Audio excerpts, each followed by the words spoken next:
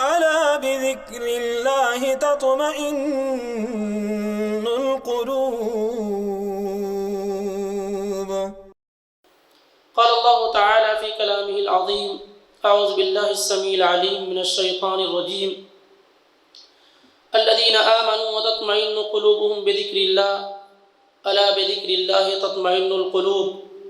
رب اشرح لي صدري ويسر لي أمري واحلل عقدة من لساني يفقهوا قولي. رب زدني علما اللهم رب زدنی علما. محترم اسلامی بھائیوں، بزرگوں، ساتھیوں اور عزیزوں، آج انشاءاللہ رب العالمین ایک اہم موضوع جو وقت کے لحاظ سے اور وقت کے اعتبار سے بڑا ہی اہم ہے،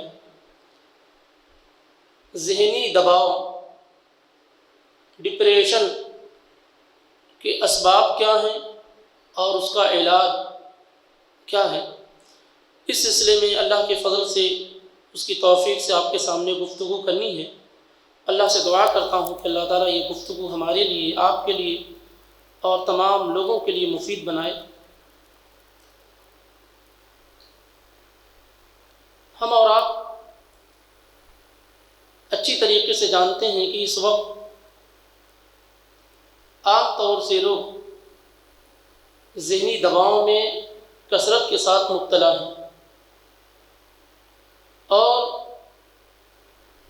اس بیماری کے اندر دن بدن اضافہ ہوتا جا رہا ہے، اور یہ بیماری اس حد تک پہنچ چکی ہے کہ لوگ اپنے آپ کو ہلاک کر لینے میں، برباد کر لینے ہی میں عافیت سمجھتے ہیں۔ بڑی تعداد ہے سوسائڈ کرنے والوں کی، بڑی تعداد ہے اپنے آپ کو ہلاک کرنے والوں کی۔ یہ کہاں سے؟ یہ وہی ذہنی دباؤ ہوتا ہے، انسان اپنے لیے کوئی راستہ نہیں پاتا ہے، پریشانیوں میں الجھا ہوا ہوتا ہے، کوئی پریشر اس کے ذہن و دماغ میں ہوتا ہے، اور وہ سمجھتا ہے کہ اس سے نجات کا واحد راستہ، ایک ہی راستہ ہے، اور یہ ہے کہ اپنے آپ کو موت کے حوالے کر دیا جائے۔ حالانکہ اگر ایسا ان لوگوں کے یہاں ہوتا جو اللہ پر ایمان نہیں رکھتے، رسول پاک صلی اللہ علیہ وسلم کی تعلیمات سے واقف نہ ہوتے، تو زیادہ تعجب کی بات نہ ہوتی۔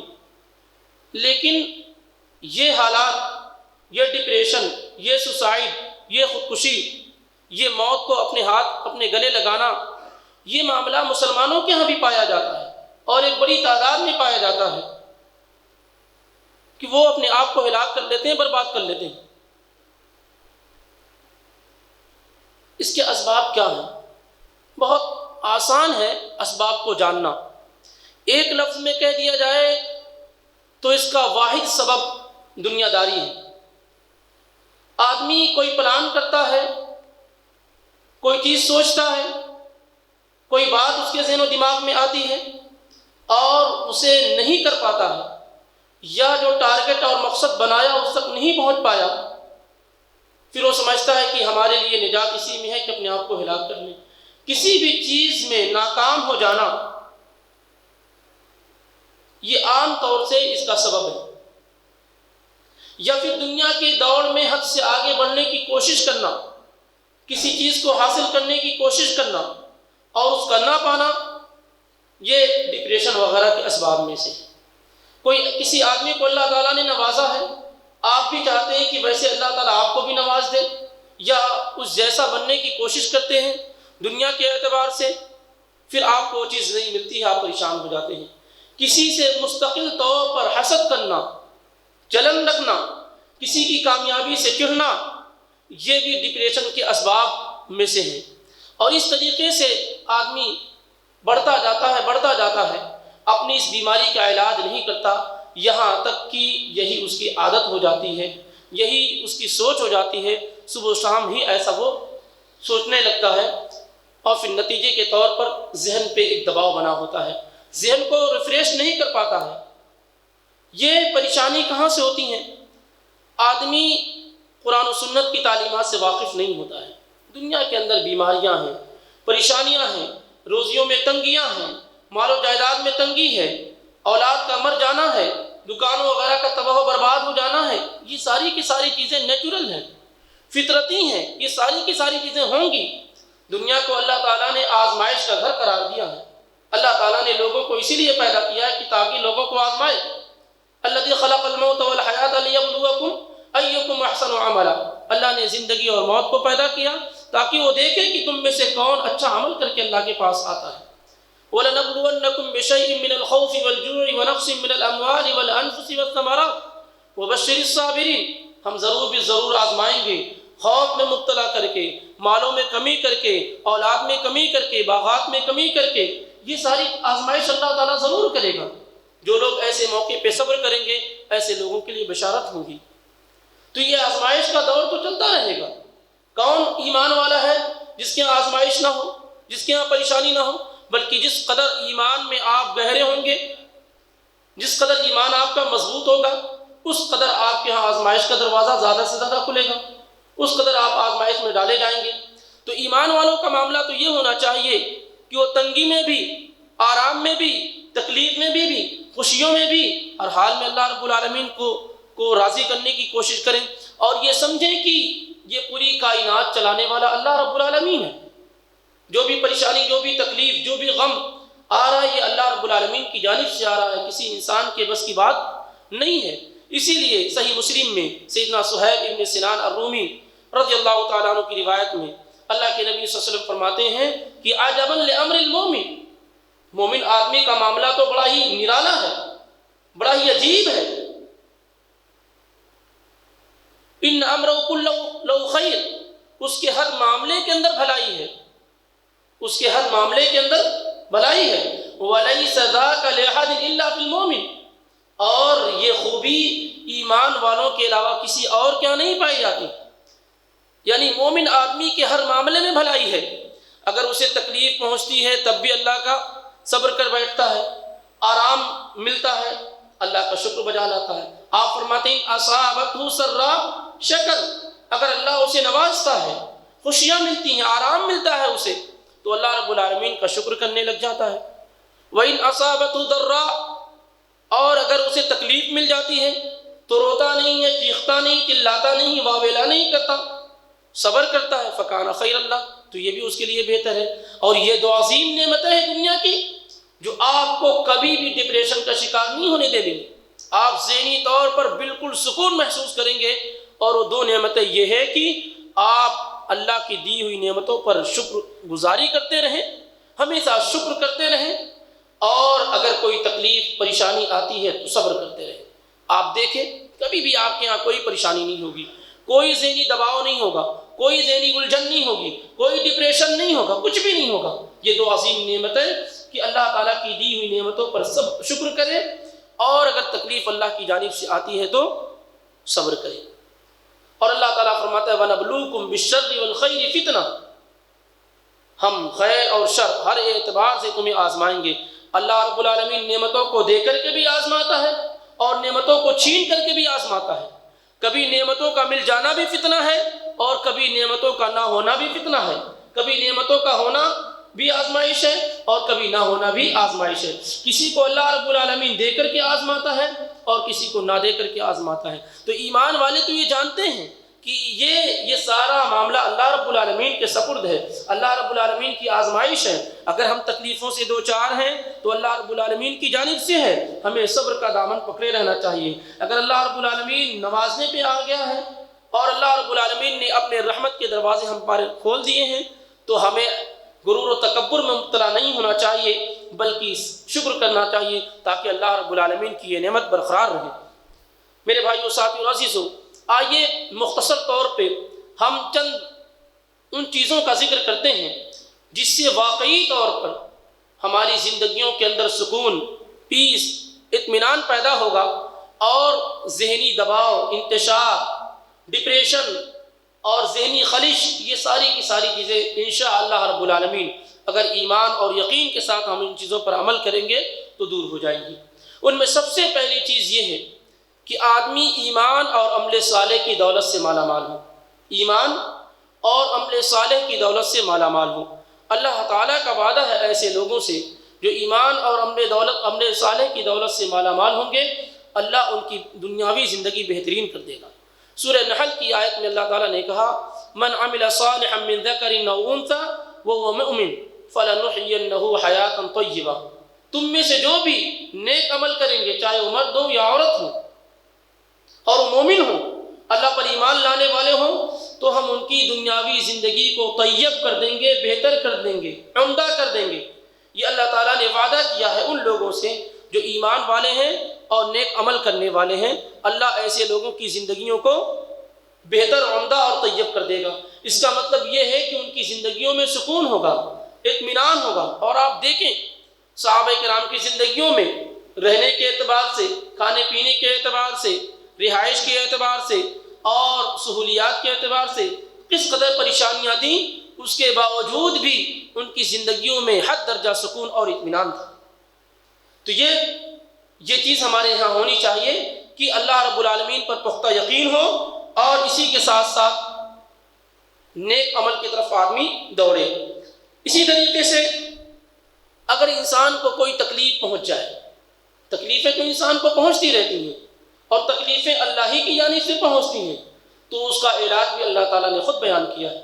اسماء بنت عمیس رضی اللہ عنہا کی روایت ہے، طبرانی نے معجم الکبیر کے اندر روایت کیا ہے، اور اس حدیث کی سند حسن ہے، شیخ البانی اس حدیث کو حسن قرار دیتے ہیں کہ آپ صلی اللہ علیہ وسلم نے فرمایا من اصابہ ہم او غم او سقم او شدہ، کسی بھی انسان کو کوئی غم، کوئی تکلیف، کوئی بیماری، کوئی سختی پہنچے، کچھ بھی کوئی تکلیف پہنچتی ہے اور وہ پکار اٹھتا اللہ ربی لا شریک لہ، اللہ ہی میرا رب ہے، اس کا کوئی شریک نہیں ہے، اسے کوئی تکلیف پہنچی، اسے کوئی غم ملا، اسے کوئی رنج ملا، اسے کوئی سختی ملی، تو آدمی ایسے موقع پر کیا ہے، اپنا آپا کھو دیتا ہے، زبان سے اول فول بکنے لگتا ہے، یہ پریشانی آج ہی آنی تھی، یہ مصیبت آج ہی آنی تھی، آج ہی ایسا ہونا تھا، ایسا ہمارے ساتھ ہی ہونا تھا، اس طرح کی گفتگو انسان کرنے لگتا ہے۔ اللہ کے نبی صلی اللہ علیہ وسلم فرماتے ہیں اگر انسان کو تکلیف پہنچے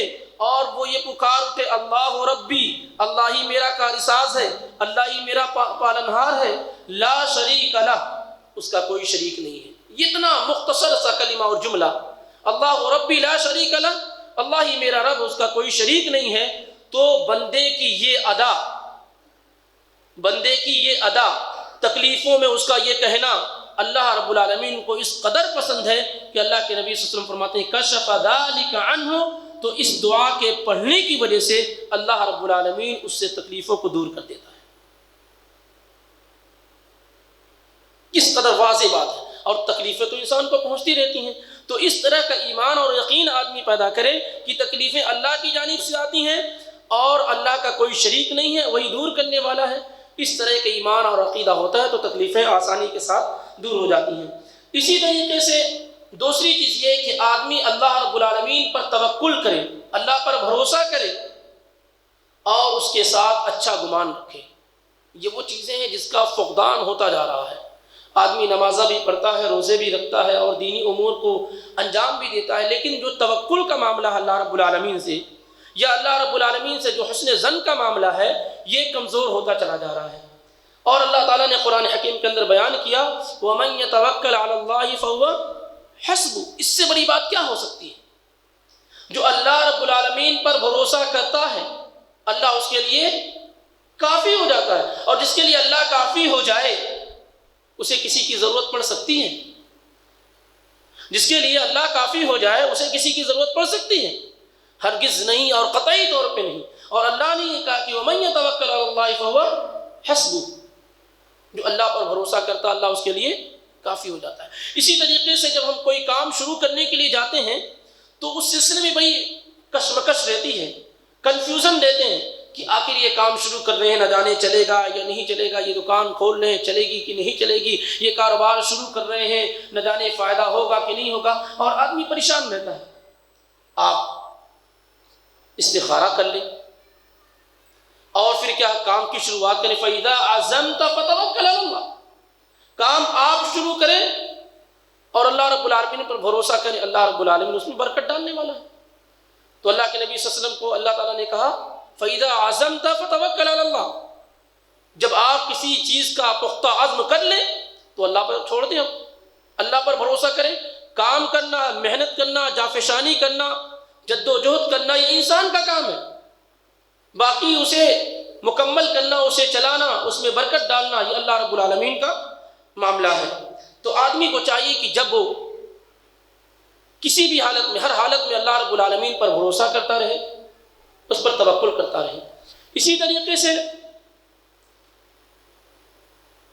اللہ رب العالمین سے اچھا گمان رکھا جائے. گمان کسے کہتے ہیں؟ عام طور سے اس معاملے میں بڑی خرابی ہمارے یہاں، چاہے ہم گناہوں کو لے کر کے ہوں، کاروبار کو لے کر کے ہوں، بیماریوں کو لے کر کے ہوں، اللہ رب العالمین کے متعلق ہمارا گمان اچھا نہیں ہے. اگر ہمیں بیماری ہو گئی تو ہم کہتے ہیں کہ اب یہ ٹھیک ہونے والی نہیں ہے. ہمارا کاروبار ٹھپ ہو گیا تو کہتے ہیں اب چلنے والا نہیں ہے، ہو گیا جو ہونا تھا. کوئی آدمی جاب کے لیے اپلائی کیا، 2-4 سال دوڑا، اب نہیں ملنے والی ہے، ختم معاملہ، میں نے بڑی کوششیں کر لی. تو یہ جو معاملہ ہے امیدوں کو چھوڑ دینا اور اللہ کے ساتھ اچھا گمان نہ رکھنا، یہ بہت زیادہ نقصان دہ ہے. تو یہ اللہ کے ساتھ اچھی امید رکھنا یہ ایمان کی علامت ہے، یہ ایمان ہے. جیسے اس سے ڈرنا ایمان ہے، دلوں کے اندر اللہ کا خوف پیدا کرنا ایمان ہے، ایسے یہ ایمان ہے کہ اللہ سے اچھی امید رکھی جائے. سنن ابو داؤد میں، ترمذی وغیرہ میں انس ابن مالک رضی اللہ تعالیٰ عنہ سے یہ حدیث مروی ہے، کہتے ہیں کہ اللہ کے نبی صلی اللہ علیہ وسلم دخل رسول اللہ صلی اللہ علیہ وسلم علی شاب وهو فی الموت. نبی علیہ الصلوۃ والسلام ایک نوجوان کے پاس آئے اس کی عیادت کرنے کے لیے، اور اس کے موت کا وقت بالکل قریب تھا. جاکنی کے عالم میں آئے اس کے پاس، فقال کیف تجدک، اس سے اللہ کے نبی نے سوال کیا کہ تم کیسا محسوس کرتے ہو، کیسا پاتے ہو، تم دنیا سے رخصت ہو رہے اور رب سے ملاقات کا وقت قریب ہو رہا ہے، تم کیسا محسوس کرتے ہو؟ فقال واللہ انی یا رسول اللہ انی لارجو اللہ، اللہ کی قسم اے اللہ کے پیغمبر صلی اللہ علیہ وسلم، دیکھیے موت کا وقت قریب ہے، موت کا وقت قریب ہے، لیکن اللہ تعالیٰ پر حسن ظن دیکھیے کیسا ہے اس کا. اس نے کہا اللہ کے نبی اللہ کی قسم انی لارجو اللہ، میں اللہ سے خیر اور بھلائی کی امید کرتا ہوں، وانی اخاف ذنوبی، لیکن ایک طرف مجھے اپنے گناہوں سے ڈر اور خوف بھی محسوس ہو رہا ہے. میں تو اللہ کی عظمت، اس کی شان، اس کی رحمت کی امید کر رہا ہوں، لیکن اپنے گناہوں سے ڈر بھی رہا ہوں. نبی پاک صلی اللہ علیہ وسلم کو یہ بات بڑی پسند آئی. آپ نے فرمایا لا یجتمعان فی قلب عبد فی مثل هذا الموطن، کسی بھی ایمان والے کے ہاں اگر یہ دو چیزیں بیک وقت جمع ہو گئیں کہ اللہ کی رحمت سے امید بھی ہو اور اس کی پکڑ سے خوف بھی ہو، تو آپ صلی اللہ علیہ وسلم نے کیا فرمایا الا اعطاہ اللہ ما یرجو. تو کیا کرتا اللہ رب العالمین؟ اللہ سے جو امید ہوتی ہے اللہ وہ دے دیتا ہے. کس چیز کی امید اللہ سے کی؟ رحمت کی، بخشش کی، مغفرت کی، جنت کی. اللہ کے نبی صلی اللہ علیہ وسلم نے فرمایا کہ اگر دونوں چیزیں بیک وقت پائی گئیں، ایک طرف اللہ سے امید بھی ہے، اس کی رحمت سے امید بھی ہے، اور اس کا خوف اور ڈر بھی ہے، تو اللہ کیا کرتا ہے الا اعطاہ اللہ ما یرجو، جو امید اس نے اللہ سے لگا رکھی ہے اللہ اسے وہ دے دیتا ہے. وآمنہ مما یخاف، اور اسے اللہ محفوظ کر دیتا اس چیز سے جس سے وہ ڈر رہا ہے. یعنی جس سے ڈر رہا ہے اللہ اسے بچا لیتا ہے اس سے، اور جس کی امید کر رہا ہے اللہ اسے وہ دے دیتا ہے. تو یہ کس قدر بھلائی کا سودا ہے کہ آدمی کو اللہ رب العالمین سے اچھی امید کرنا چاہے. مثال کے طور پر میں نے دکان اوپننگ کی، دکان کھولا، اب مجھے اللہ کی ذات سے کیا ہے، یہ امید ہے کہ انشاءاللہ اللہ اس میں برکت داخل کرے گا. بھروسہ ہے اللہ پر، اللہ سے امید ہے، تو ایسے ہی انشاءاللہ ہوگا. بس یہ کہ آپ کا ایمان مارکیٹ اور بازار والا نہ ہو. آپ کا ایمان مارکیٹ اور بازار والا نہ، ہاں ایمان مارکیٹ اور بازار والا بھی ہوتا، اس طرح کی ایمان کی ضرورت نہیں ہے. ایمان قرآن اور حدیث والا ہو، صحابہ اور تابعین والا ایمان ہو، مارکیٹ اور بازار والا ایمان نہ ہو، تو انشاءاللہ رب العالمین اس میں برکت ہوگی۔ اسی طریقے سے دوسری حدیث جو مسند احمد کے اندر ہے اور صحیح درجے کی حدیث ہے، سیدنا ابو ہریرہ رضی اللہ تعالیٰ عنہ اس حدیث کی راوی ہیں، حدیث قدسی ہے۔ اللہ تعالیٰ کہتا ہے کہ انا عند ظن عبدی بی، میں اپنے بندوں کے گمان کے درمیان ہوتا ہوں، میں اپنے بندوں کے گمان کے پاس ہوتا ہوں۔ ان ظن بی خیرن، اگر وہ مجھ سے اچھا گمان کرتا ہے، خیر اور بھلائی کی امید مجھ سے رکھتا ہے، فلہو، تو اس کے لیے خیر اور بھلائی ہے۔ یعنی اگر میرا بندہ میرے متعلق اچھا اور خیر اور بھلائی کا گمان کرتا ہے تو اس کے لیے ویسے ہی ہو جاتا ہے۔ وَإِن ظَنَّ بِي شَرًّا، اور اگر اس کا گمان مجھ سے برائی کا ہے تو اس کے لیے وہی ہو جاتا ہے۔ اگر آدمی اس حال میں مرا کہ اس کے دل میں صرف یہی خیال تھا کہ میں اللہ کے عذاب سے بچنے والا نہیں ہوں، اس کی رحمت کی اس نے امید نہیں کی، تو یقینی طور پہ پھر کیا ہے، وہ خسارے اور نقصان میں جائے گا۔ اسی لیے صحیح مسلم میں یہ روایت موجود ہے اور بار بار ہمیں پڑھنا اور سمجھنا چاہیے۔ جابر بن عبداللہ رضی اللہ عنہما مشہور صحابی کہتے ہیں، سمعت النبی صلی اللہ علیہ وسلم قبل موتہ بثلاثۃ ایام، میں نے رسول پاک صلی اللہ علیہ وسلم کو سے یہ حدیث ان کی وفات سے پہلے صرف 3 دن پہلے سنی۔ میں نے نبی صلی اللہ علیہ وسلم کی وفات سے 3 دن پہلے یہ حدیث سنی۔ آپ فرما رہے تھے، لا یموتن احدکم، تم میں سے کوئی آدمی نہ مرے الا وهو يحسن الظن باللہ عز وجل، مگر یہ کہ وہ اللہ تعالیٰ سے اچھا گمان کرنے والا ہو۔ تم میں سے کسی کی موت نہ آئے مگر اس حال میں کہ وہ اللہ رب العالمین سے اچھا گمان کرنے والا ہو۔ تو یہ بڑی اہم چیز ہے کہ اللہ پر بھروسہ رکھا جائے، کیا جائے، اور اللہ تعالیٰ سے خیر اور بھلائی ہی کی امید کی جائے، اور کسی بھی صورت میں اس کی رحمت سے مایوس نہ ہویا جائے۔ اور ویسے بھی ہم یہ جانتے ہیں کہ اللہ تعالیٰ کی رحمت اس کے غضب پر کیا ہے، ہلکی ہے کہ بھاری ہے؟ اللہ کی رحمت اللہ کے غضب پہ کیا ہے، بھاری ہے۔ تو اللہ رب العالمین سے رحمت کی امید رکھنی چاہیے۔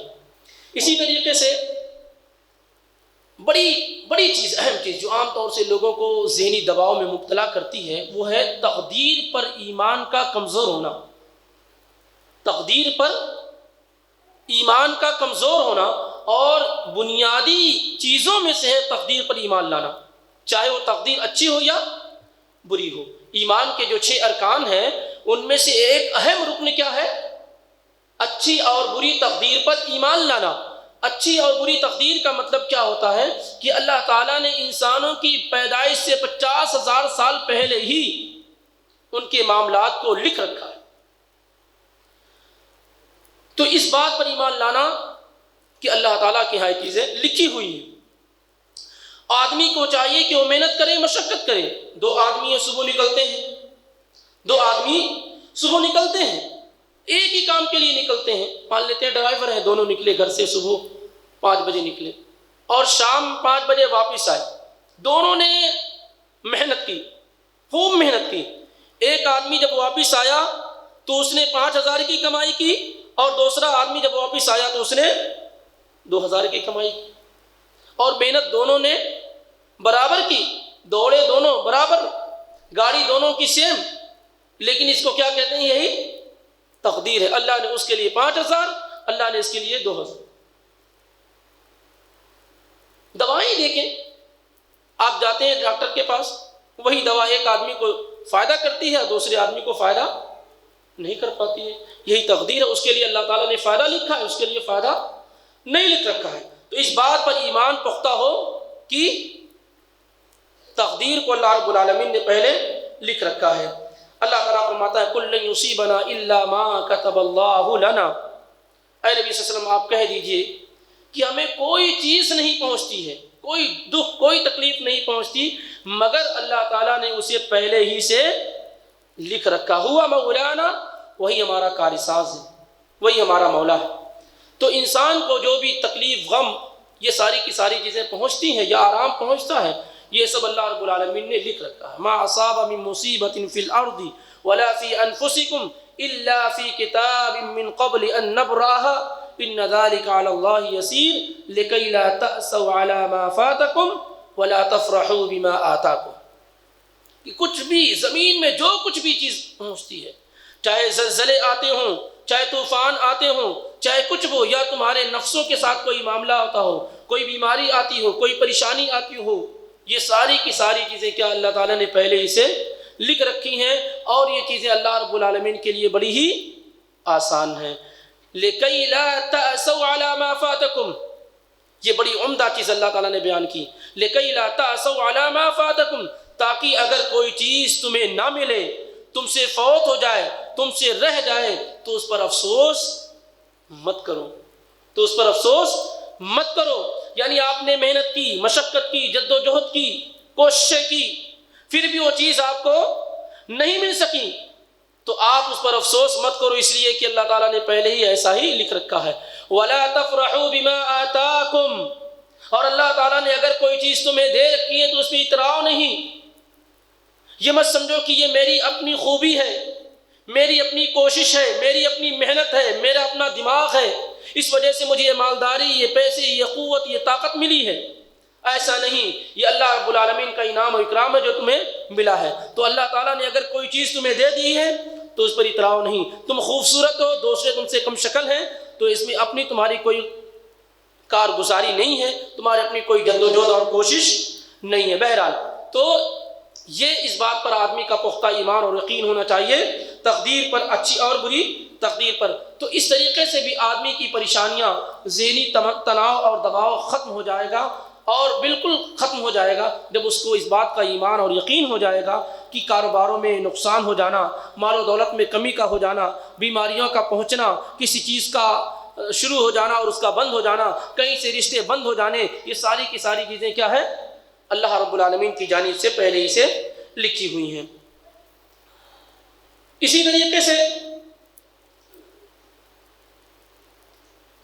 پریشانیوں کو دور کرنے کے اور بھی علاج ہیں، اور وہ یہ ہے کہ آدمی نمازوں کی طرف آئے اور صبر کا دامن پکڑے رہے. اللہ رب العالمین نے قرآن میں کہا یا ایھا الذین آمنوا استعینوا بالصبر والصلاۃ، اے ایمان والو صبر کے ذریعے سے اور نماز کے ذریعے سے مدد طلب کرو، مدد چاہو. یہ اللہ نے خود بیان کر دیا، گویا کہ یہ خود علاج ہے. یہ خود کیا ہے؟ علاج ہے کہ آدمی صبر کے ذریعے سے، اگر کوئی آدمی صبر کرے گا تو اللہ اس کی مدد کرے گا. اس لیے کہ اللہ نے کہا کہ صبر کے ذریعے سے اللہ سے مدد طلب کرو، اور نمازوں کے ذریعے سے اللہ رب العالمین سے مدد طلب کرو. اور یہی نبی پاک صلی اللہ علیہ وسلم کا معمول بھی تھا. حذیفہ ابن الیمان رضی اللہ تعالیٰ عنہ کہتے ہیں، سنن نسائی وغیرہ کی روایت ہے، کان النبی صلی اللہ علیہ وسلم اذا حسبه امر صلی، جب اللہ کے نبی صلی اللہ علیہ وسلم کو کوئی معاملہ درپیش ہوتا، کوئی تکلیف پہنچتی، کوئی رنج اور غم ملتا، تو آپ صلی اللہ علیہ وسلم کیا کرنے لگتے؟ نماز پڑھنے لگتے. تو نماز کے ذریعے سے اللہ رب العالمین سے مدد بھی حاصل ہوتی ہے، اور غموں اور تکلیفوں میں کیا ہے؟ کمی بھی ہوتی ہے. تو یہ بھی بڑی اہم چیز ہے. اور اس کے ساتھ ساتھ آدمی کو چاہیے کہ اللہ رب العالمین سے دعا کرتا رہے. کیا کرتا رہے؟ دعا کرتا رہے. اپنی پریشانیوں کو، اپنی مجبوریوں کو، اپنی لاچاریوں کو لوگوں کے سامنے مت بیان کرے. لوگ کیا کریں گے؟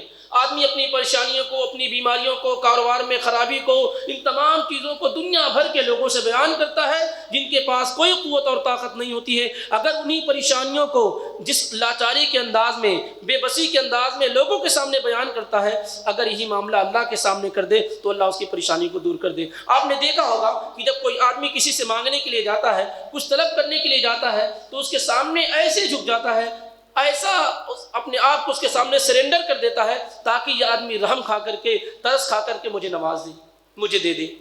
ایسا بندوں کے سامنے نہیں ہونا چاہیے. بندوں کو چاہیے کہ ایسا جھکاؤ اللہ رب العالمین کے سامنے ہونا چاہیے. اللہ تعالیٰ نے کہا قال انما اشکو بثی وحزنی الی اللہ واعلم من اللہ ما لا تعلمون. آپ نے دیکھا سیدنا یعقوب علیہ السلام جب یوسف علیہ السلام گم ہو گئے تو کس قدر پریشان تھے، لیکن انہوں نے کیا کہا؟ انما اشکو بثی وحزنی الی اللہ، میں اپنی تکلیف کو، اپنے غم کو، اپنی پریشانی کا شکوہ اے اللہ میں اپنے بیٹوں سے بھی نہیں کرتا، میں اپنی پریشانیوں کو اپنے بیٹوں سے بھی بیان نہیں کرتا کہ میرا بیٹا یوسف گم ہو گیا ہے. انما اشکو بثی وحزنی اللہ، میں ساری پریشانیوں کو، تمام رنج اور غم کو اے اللہ تیری بارگاہ میں پیش کرتا ہوں. آپ ایسا کر کے دیکھیں تو صحیح، اللہ کے سامنے پیش تو کریں. اللہ کو یہ عمل بہت پسند آتا ہے. تو یہ بھی کیا ہے، تو انسان کے پریشانی کو اور مجبوری کو ختم کرنے کا ذریعہ ہے کہ آدمی اپنی پریشانیوں کو لوگوں کے سامنے نہ بیان کر کے اللہ کے سامنے بیان کرے اور اللہ سے دعا کرتا رہے. کان من اکثر دعاء النبی صلی اللہ علیہ وسلم ربنا آتنا فی الدنیا حسنہ وفی الآخرۃ حسنہ وقنا عذاب النار. انس بن مالک رضی اللہ تعالیٰ عنہ کہتے ہیں، صحیح بخاری صحیح مسلم میں روایت موجود ہے کہ آپ صلی اللہ علیہ وسلم یہ دعا کثرت سے پڑھا کرتے تھے کہ اے میرے رب، اے میرے پالنہار، اس دنیا کے اندر بھی مجھے بہتری عطا فرما اور آخرت میں بھی بہتری عطا فرما اور جہنم کے عذاب سے بچا لے. بڑی عظیم دعا ہے. تو آدمی کو چاہیے کہ کثرت سے یہ دعا کیا ہے، پڑھتا رہے. اس سے بھی انسان کی پریشانیاں، مجبوریاں دور ہوتی ہیں. اسی طریقے سے یہ دعا بھی اللہ کے نبی صلی اللہ علیہ وسلم کثرت سے پڑھا کرتے تھے. عبداللہ ابن مسعود رضی اللہ تعالیٰ عنہ کہتے ہیں کہ جب اللہ کے نبی صلی اللہ علیہ وسلم کو کوئی غم، کوئی تکلیف وغیرہ پہنچتی تو آپ یہ دعا پڑھتے، یا حی یا قیوم برحمتک استغیث. یہ دعا بھی کیا ہے، بڑی عظیم ہے. تو پریشانیوں کے وقت اللہ کے نبی صلی اللہ علیہ وسلم یہ دعا کا بھی کثرت سے ورد کیا کرتے تھے. تو یہ دعا بھی آدمی کو کثرت سے پڑھتے رہنا چاہیے. اسی طریقے سے دلوں کے غم کو دور کرنے کا، ڈپریشن کو دور کرنے کا، ذہنی تناؤ کو دور کرنے کا ایک اہم طریقہ یہ ہے کہ اللہ کی مخلوق کے ساتھ اچھا برتاؤ کیا جائے، اچھا بیہیو کیا جائے، لوگوں کی مدد کی جائے، ان کی مزاج پرسی کی جائے، ان کے پریشانیوں میں اور ان کے غموں میں شریک ہویا جائے اور حتی المقدور ان کی پریشانیوں کو دور کرنے کی کوشش کی جائے. ایسا کرنے کی وجہ سے بھی انسان اگر کوئی دباؤ میں ہے، کوئی پریشانی کے ماحول سے گزر رہا ہے تو اللہ کی توفیق سے، اللہ کی مدد سے اس کا وہ غم اور تکلیف کیا ہے، ہلکی ہو جائے گی. ایک صحابی اللہ کے نبی صلی اللہ علیہ وسلم کے پاس آئے، ابو ہریرہ رضی اللہ عنہ کی روایت ہے طبرانی وغیرہ کے اندر اور صحیح درجے کی روایت ہے، اور انہوں نے شکایت کی اللہ کے نبی صلی اللہ علیہ وسلم سے کہ ان کا دل بڑا سخت ہے. ان کا دل کیا ہے، بڑا سخت ہے. تو اللہ کے نبی صلی اللہ علیہ وسلم نے ان کو علاج بیان کیا، دلوں کی سختی کا علاج بتایا اور کہا ان اردت ان یلین قلبک، اگر تم یہ چاہتے ہو کہ تمہارا دل نرم ہو جائے، ہلکا ہو جائے، کوئی بوجھ نہ رہے تمہارے دل پر، فاطعم المسکین، تم مسکینوں کو کھانا کھلاؤ، وامسح راس الیتیم، اور یتیم بچوں کے سروں پر شفقت اور محبت کا ہاتھ پھیرو. یہ بہترین علاج ہے، یہ بہترین علاج ہے، یہ پریکٹیکل علاج ہے. اگر آپ ذہنی تناؤ میں مبتلا ہیں، کوئی غم، کوئی پریشانی آپ کو کھائے جا رہی ہے، تو آپ ایسی جگہوں پر جائیں جہاں پر یتیم بچے ہوں، یا ان کو بلائیں، ان کی دعوت کریں، ان کا خیال کریں، یا اسی طریقے سے مسکین وغیرہ کی دعوت کریں، ان کا خیال کریں. ان کی دعاؤں کے طفیل میں انشاءاللہ رب العالمین آپ کا وہ بوجھ کیا ہے، ہلکا ہو جائے گا. تو یہ بڑی عظیم چیز ہے کہ آدمی اگر اس طرح کی پریشانیوں سے دوچار ہے تو اللہ کے نبی صلی اللہ علیہ وسلم نے بڑا اچھا اور عمدہ علاج بیان کیا دلوں کو ہلکا کرنے کا. ان اردت ان یلین قلبک، اگر تم یہ چاہتے ہو کہ تمہارا دل ہلکا ہو جائے، نرم ہو جائے، ملائم ہو جائے، فاطعم المسکین، تم مسکینوں کو کھانا کھلاؤ، وامسح راس الیتیم، اور یتیموں کے سروں پر شفقت و محبت کا ہاتھ پھیرو. اور اسی طریقے سے اللہ کے نبی صلی اللہ علیہ وسلم نے کہا خیر الناس انفعهم للناس، سب سے بہترین لوگ کون ہیں؟ جو لوگوں کے لیے سب سے زیادہ نفع بخش ہوں، سب سے زیادہ فائدے مند ہوں. ہر آدمی کو یہ کوشش کرنی چاہیے کہ اگر اللہ تعالیٰ نے اسے کچھ نوازا ہے، کچھ دیا ہے، تو اسے چاہیے کہ وہ اللہ کے راستے میں خرچ کرتا رہے، اسے سمیٹ کر نہ رکھے، اسے اکٹھا کر کے نہ رکھے، بلکہ اگر اللہ رب العالمین کی دی ہوئی نعمتوں کو استعمال کرتا ہے اور مجبور اور بے کسوں پر خرچ کرتا ہے تو اس کی وجہ سے بھی اللہ رب العالمین اس کی پریشانیوں کو اور مجبوریوں کو آسان کر دیتا ہے. اللہ کے نبی صلی اللہ علیہ وسلم نے کہا من یسر علی معسر یسر اللہ علیہ فی الدنیا والآخرہ، جس نے کسی تنگ دست کی تنگ دستی کو دنیا میں دور کر دیا، اللہ اس کی تنگ دستی کو دنیا میں بھی دور کر دے گا، اس کی پریشانی کو دنیا میں بھی دور کر دے گا اور آخرت میں بھی دور کر دے گا. تو یہ بھی بڑا عمدہ علاج ہے ذہنی دباؤ کو، ڈپریشن کو دور کرنے کا. اسی طریقے سے بڑا یعنی جو سب سے اہم سبب ہے، سب سے اہم سبب ایک طریقے سے ذہنی دباؤ کا اور ڈپریشن کا وہ ہے دنیا طلبی، دنیا کے اندر بھاگ دوڑ کرنا، مسابقت کرنا، ایک دوسرے سے آگے بڑھنے کی کوشش کرنا، ساری دنیا کو حاصل کرنے کی کوشش کرنا، یہ چیز سب سے زیادہ انسان کو ذہنی دباؤ میں مبتلا کرتی ہے۔ کبھی عام طور سے لوگوں کو آپ دیکھیں گے تو مال و دولت ہی کی وجہ سے، مال و دولت اور دنیا کی شہرت اور عزت ہی کی وجہ سے ان کے ہاں ذہنی پریشانیاں اور ڈپریشن وغیرہ عام طور سے آتی ہیں۔ آپ صلی اللہ علیہ وسلم نے اس کا بھی بڑا اہم علاج اور بڑا قیمتی علاج بیان کیا ہے۔ انس ابن مالک رضی اللہ تعالیٰ عنہ کی روایت ہے، سنن ترمذی میں، ابو داؤد میں اور حدیث کی دیگر کتابوں میں حدیث مروی ہے، موجود ہے صحیح سند کے ساتھ۔ آپ صلی اللہ علیہ وسلم فرماتے ہیں من کانت الآخرۃ ہمہ، جس کا ٹارگٹ، جس کا مقصد، جس کا ہدف آخرت ہو، جعل اللہ غناہ فی قلبہ، تو اللہ اس کے دل کو مالداری سے بھر دیتا ہے، اللہ اس کے دل کو مالداری سے بھر دیتا ہے جس کا مقصد کیا ہو؟ آخرت ہو۔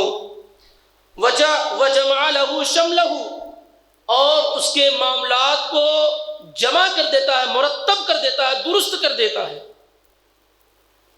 اس کے سارے معاملات مرتب ہو جاتے ہیں۔ جس کا مقصد، جس کا ہدف آخرت ہو، اللہ اس کے دل کو مالداری سے بھر دیتا ہے اور اس کے معاملات کو درست کر دیتا ہے۔ وَأَتَتْهُ الدُّنْيَا، اب دیکھیے جس کا مقصد کیا ہے؟ آخرت ہے، جس کا ہدف آخرت ہے، اللہ اس کو مالدار بھی کر دیتا ہے، اس کے معاملات کو درست بھی کر دیتا ہے۔ وَأَتَتْهُ الدُّنْيَا وَهِيَ رَاغِمَةٌ، اور دنیا اس کے پاس، اس کے پاؤں کے نیچے آ جاتی ہے، دنیا اس کے پاؤں کے نیچے آ جاتی ہے، لیکن اسے دنیا کی ضرورت نہیں، بادشاہت مل جاتی ہے اسے، جاہ و منصب مل جاتا ہے اسے، مال و دولت مل جاتی ہے اسے۔ تو جو آدمی آخرت کی فکر کرتا، اللہ اس کے دنیا اس کے سامنے، اس کے پاؤں کے سامنے آ جاتی ہے۔ اور جس کا مقصد کیا ہو؟ دنیا ہو، جس کا مقصد دنیا ہو تو کیا ہوتا ہے؟ جعل اللہ فقرہ بین عینیہ، اللہ فقر و فاقے کو، غریبی کو اس کے سامنے، نگاہوں کے سامنے رکھ دیتا ہے، اس کا مقدر فقیری ہو جاتی ہے۔ جتنا بھی پیسہ آئے کم ہے، جتنا بھی پیسہ، آپ دیکھیے عام طور سے اگر کسی انسان کو رہنے کے لیے مکان مل جائے، رہنے کے لیے مکان ہو اور اس دن کی خوراک ہو، تو آپ صلی اللہ علیہ وسلم فرماتے ہیں کہ اس کے لیے گویا کہ پوری دنیا کی دولت سمٹ کر آ گئی اس کے پاس، پوری دنیا کی دولت سمٹ گئی اس کے پاس، پوری دنیا حاصل ہو گئی اس کے پاس، جس کے پاس رہنے کے لیے مکان ہو اور اس دن کی روزی اس کے پاس ہو۔ اور ہمارے یہاں معاملہ کیا ہے؟ مہینوں کا اگر راشن گھر میں رکھا ہوا ہو، لیکن ہم کیا ہے؟ پریشان رہتے ہیں۔ ایک مہینے کے بعد کیا ہوگا؟ 2 مہینے کے بعد کیا ہوگا؟ جیب میں پیسے موجود ہوتے ہیں، 1000 موجود ہے، 2000 کی فکر ہوتی ہے۔ تو اللہ یہی معاملہ ہوتا ہے کہ پیسے موجود ہوتے ہیں، لیکن پھر بھی آدمی اپنے آپ کو غریب سمجھتا ہے، وہ سمجھتا ہے کہ اور ملنا چاہیے، تو اللہ تعالیٰ اس کے مقدر میں فقیری کر دیتا ہے، مالدار نہیں ہو پاتا ہے وہ دل کا، فقیری ہی فقیری، ہمیشہ اسے ڈر لگا رہتا ہے کہ اس کا مال ابھی ختم ہو جائے گا، یہ ہو جائے گا، وہ ہو جائے گا۔ وَفَرَّقَ عَلَيْهِ شَمْلَهُ، اور اس کے معاملات کو ادھر ادھر کر دیتا ہے، اب یہ کام باقی ہے، ابھی وہ کام باقی ہے، ابھی یہاں نہیں ہوا، ابھی وہاں نہیں ہوا، اسے پریشان رہتا ہے۔ اور دنیا سے کتنا ملتا ہے اسے؟ مرتا بھی دنیا کے لیے ہے، جیتا بھی دنیا کے لیے، صبح اٹھا تب بھی دنیا، شام میں سویا تب بھی دنیا، صرف دنیا ہی دنیا اس کے لیے ہے۔ لیکن دنیا سے ملتا کتنا؟ إِلَّا مَا قُدِّرَ لَهُ، دنیا سے اتنا ہی پاتا ہے جتنا اللہ نے اس کے لیے لکھ رکھا ہے۔ آپ نے دیکھا ہوگا کہ بہت سارے ایسے لوگ ہیں جن کے سامنے دنیا کے علاوہ کوئی اور مقصد ہے ہی نہیں، لیکن کیا دنیا انہیں مل جاتی ہے؟ دنیا کا کچھ حصہ مل جاتا ہے، کچھ نعمت اس کی مل جاتی ہے، لیکن جن کی فکر اور جن کا مقصد آخرت ہے تو پوری دنیا ایک طریقے سے ان کے سامنے حاضر ہو جاتی ہے۔ تو یہ بھی بڑی اہم چیز ہے۔ اسی طریقے سے قناعت، یہ بھی پریشانیوں کا بڑا اہم علاج ہے۔ عام طور سے آپ نے دیکھا کہ اس کا فقدان بہت زیادہ ہوتا جا رہا ہے، آدمی کے ہاں قناعت ختم ہوتی جا رہی ہے۔ ایک آدمی کی سیلری مہینے کی 50,000 ہے، تب بھی اس کے ہاں کیا ہے؟ وہی معاملہ ہے۔ 25,000 ہے، وہی معاملہ ہے۔ خرچ حد سے زیادہ ہوتے جا رہے ہیں، بیجا خرچ، فضول خرچی حد سے زیادہ ہوتی جا رہی ہے، یہ چیزیں بھی انسان کو کیا ہے، سکون اور اطمینان میں نہیں رہنے دیتی ہیں۔ تو انسان کو چاہیے کہ وہ قناعت اختیار کرے، جس قدر اللہ تعالیٰ نے اسے دیا ہے اسی میں اپنی زندگی کو گزارنے کی کوشش کرے، ادھر ادھر سے قرض لے کر کے اور بہترین یعنی اپڈیٹ زندگی گزارنے کی کوشش نہ کرے، بلکہ جس قدر اللہ نے دیا اس کا شکر ادا کرے اور اسی میں اپنی زندگی کو گزارنے کی کوشش کرے۔ اسی طریقے سے ایک بڑی پریشانی جو ڈپریشن کا یا ذہنی الجھن کا، ذہنی دباؤ کا سبب بنتی وہ حسد ہے۔ کیا ہے؟ ایک دم پریکٹیکل ہے۔ اگر مجھے آپ سے حسد ہے، آپ میرے پاس رہتے ہیں، میرے بغل میں رہتے ہیں، جیسے جیسے آپ گھر بنواتے ہیں، مجھے تو آپ سے محبت ہے نہیں حسد ہے، میں یہ چاہتا ہوں کہ آپ تباہ و برباد ہو جائیں، تو آپ کا نیا کپڑا پہننا، جیسے جیسے آپ اپنے گھر کی اپنے مکان کی اینٹ رکھتے ہیں، گویا کہ میرے سینے پہ آپ اینٹ رکھ رہے ہو اور بوجھ بناتے جا رہے ہوں، تو آپ کا بہترین گھر جیسے تعمیر ہوتا جاتا ہے میں پریشان ہوتا چلا جاتا ہوں، چونکہ میرے یہاں حسد پایا جا رہا ہے، اور یہ تمنا ہماری ہوتی ہے کہ آپ کی یہ نعمت کیا ہے، چھن جائے، ختم ہو جائے۔ تو دنیا کے اندر اور آج اس دور میں حاسدین کی تعداد بھی بہت زیادہ ہے، کسی کی خوبصورتی کو لے کر کے، کسی کی مال و دولت کے لے کر کے، کسی کی جاب اور پلیسمنٹ کو لے کر کے، کسی کی اور کسی چیز کو لے کر کے، تو یہ چیزیں بھی کیا بہت زیادہ ہوتی جا رہی ہیں، اور یہ بھی ذہنی دباؤ کا بہت اہم ذریعہ ہے۔ اللہ کے نبی صلی اللہ علیہ وسلم فرماتے لا یزال الناس بخیر ما لم یتحاسدوا، لوگ اس وقت تک خیر میں اور بھلائی میں رہیں گے جب تک کہ وہ حسد کرنے والے نہ ہوں، یعنی جب حسد کرنے والے ہو جائیں گے تو خیر اور بھلائی ختم ہو جائے گی۔ تو آدمی کو چاہیے کہ اس سے بھی کیا ہے، دور رہے۔ اسی طریقے سے توبہ، آدمی گناہ کرتا ہے، یہ گناہ کیا ہے، کیا کرتے ہیں؟ یہ سبھی لوگ جانتے ہیں کہ جب آپ گناہ کرتے ہیں تو دل پہ کالا دبا پڑ جاتا ہے، اور توبہ نہیں کرتا آدمی، گناہ کرتا جاتا پھر پورا دل کیا ہو جاتا ہے، سیاہ ہو جاتا ہے۔ اب سیاہ جب دل ہو گیا، سب کچھ تو دل ہے، تو دل بوجھ ہو جاتا ہے، بوجھل ہو جاتا ہے، پھر انسان کو کچھ اچھا نہیں لگتا، پریشان رہتا ہے، رات و دن اس کو بے چینی رہتی ہے، اضطراب رہتا ہے، قلق رہتا ہے۔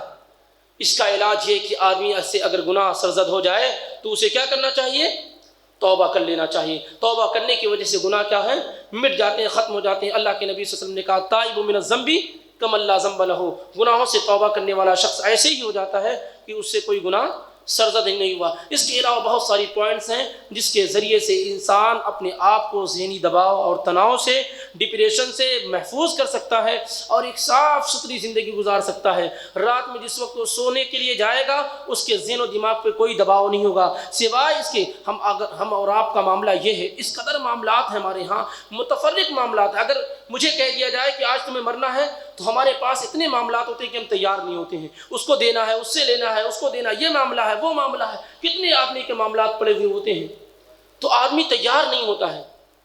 اس لیے ہر حال میں آدمی کو اس طریقے سے زندگی گزارنے کی کوشش کرنی چاہیے کہ اپنے معاملات کو درست کرے، اللہ پر مکمل ایمان اور یقین رکھے، اس پر توکل کرے، اور جو چند اسباب آپ کے سامنے بیان کیے گئے ہیں اسے آپ پریکٹیکل لائف میں، عملی زندگی میں نافذ کرنے کی کوشش کریں۔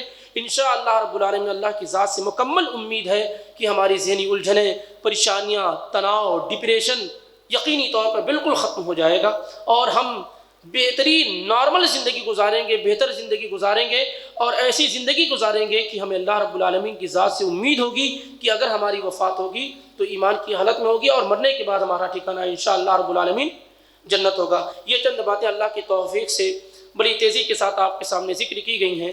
اللہ رب العالمین سے دعا کرتا ہوں کہ اللہ تعالیٰ ان چیزوں کو ہمارے لیے اور تمام بھائیوں کے لیے مفید بنائے۔ اللہ تعالیٰ ہمیں ہر طرح کے ذہنی دباؤ سے، الجھنوں سے، ڈپریشن سے محفوظ رکھے، اور اللہ تعالیٰ ہمیں مکمل وہ ایمان عطا فرمائے جو ایمان اللہ رب العالمین کو مطلوب ہے۔ اس ایمان کی ضرورت ہے جس سے پریشانیاں، تکلیفیں، دکھ، درد، یہ ساری کی ساری چیزیں ختم ہو جاتی ہیں، اس کا کوئی احساس نہیں ہوتا ہے۔ اللہ رب العالمین سے دعا کرتا ہوں کہ اللہ تعالیٰ ہمارے بھائیوں کی پریشانیوں کو، مجبوریوں کو دور فرمائے اور ان کے معاملات کو آسان فرمائے۔ اللہ ہمیں ایمان کے ساتھ زندہ رکھے، اور جب خاتمہ ہو تو ایمان پر ہو۔ آمین۔ وما علینا الا البلاغ المبین۔ والسلام علیکم ورحمۃ اللہ وبرکاتہ۔